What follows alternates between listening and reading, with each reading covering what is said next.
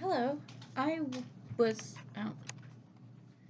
reading uh, yesterday, and in the Nag Hammadi,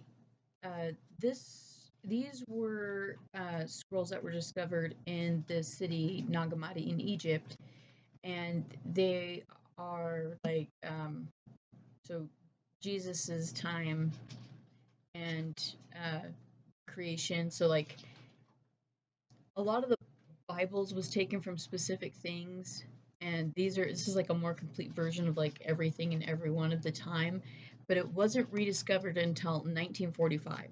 And I wanted to bring something up. If you remember, she lived from 1831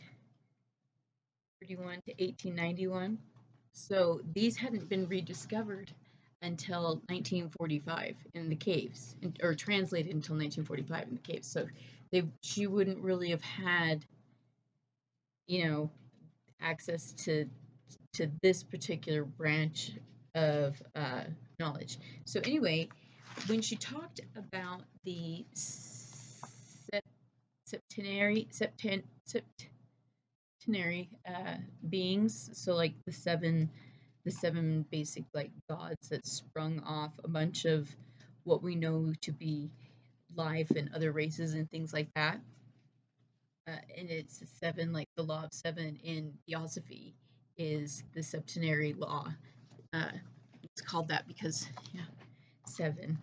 So in the Nog, I was reading yesterday, and some of this will be controversial because I know it doesn't always line up to everybody's uh, beliefs, but it talks about Adam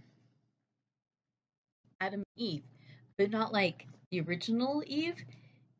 So the original Eve in here in I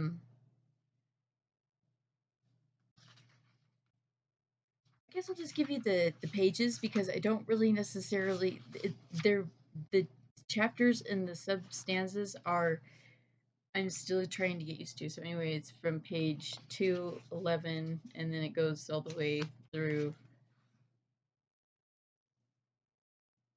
all the way to 217. It's this edition.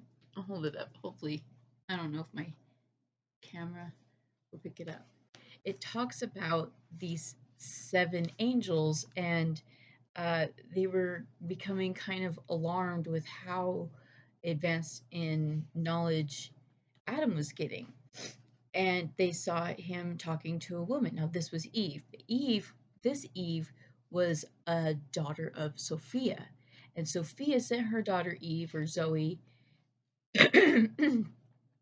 She goes by Zoe when she's with Sophia, and when she goes over to Adam, she's named Eve.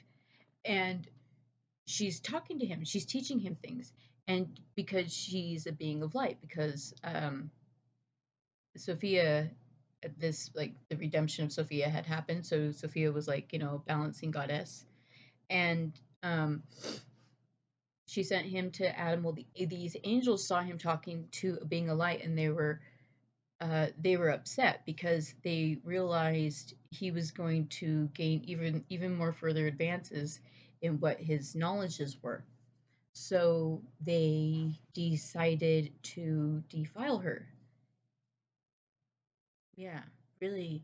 And not like, oh, that's a metaphor for that. No, they talk about um yeah, it's very intense what they talk about doing. And they're like, so if we defile her, she'll never be able to go back to the light. Well, Eve's already kind of like a being of light. She's not uh ignorant to all of these things that are going on. So what she does is she turns herself into a tree. And what she does is she kind of makes a doppelganger to hang out with Adam.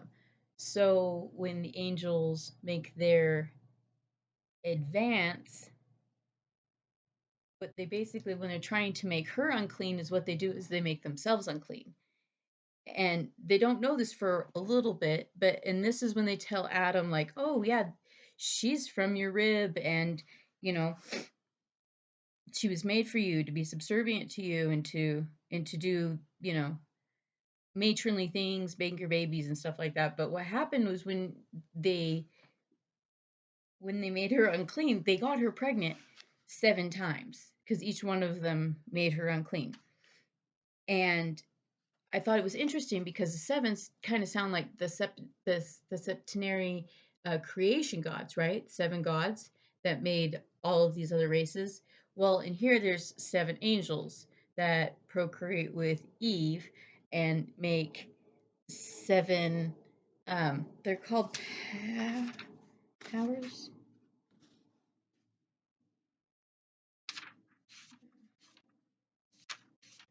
In yeah, so it says the powers unclean earthly Eve. So they're even called the powers. The 7 septenary angels are called the powers, and I think it's really interesting in the Secret Doctrine. She talks about the septenary powers that be, and the children that spring from them basically make up the different races. And in here, Eve bears children of the powers. Yeah, she says uh, she first became pregnant with Abel from the first ruler, and then she gave birth to the other children from the 7 authorities and their angels.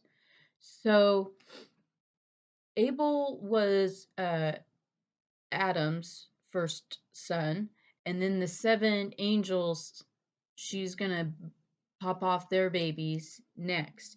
So I think what's interesting is when Cain kills Abel, and that's in the Secret Doctrine. She talks about how Cain is akin to Abel, not his brother, but akin to him, which would make sense because they got different papas. And like I said, this wasn't necessarily any kind of translation done until 1945. It was still ancient, you know, hieroglyphic or not hieroglyphics, Arabic. Is it no, no. I'm not privy to the language it was written in. I'm sorry. It sounds really ignorant, but she talks about all of this. And then she talks about how Cain and Abel aren't necessarily brothers, but akin to each other. And that's why Cain translated to wrongly wasn't supposed to be Cain. It was supposed to be something was supposed to be translated to kin, like almost so like a cousin brother, which would make sense how they would kind of describe different papas. And I just wanted to share that all with you because I thought that was really neat how it all tied in. It talks about the different children that she has from the different angels. And I encourage everyone to also look into the Nog. It's really neat. It's got a lot of really cool things. And if anybody wants, I can try and do a chapter reading of these. It's I could if you wanted to. If anybody wants that, let me know, and I could do that next if anybody wants. Have a great day.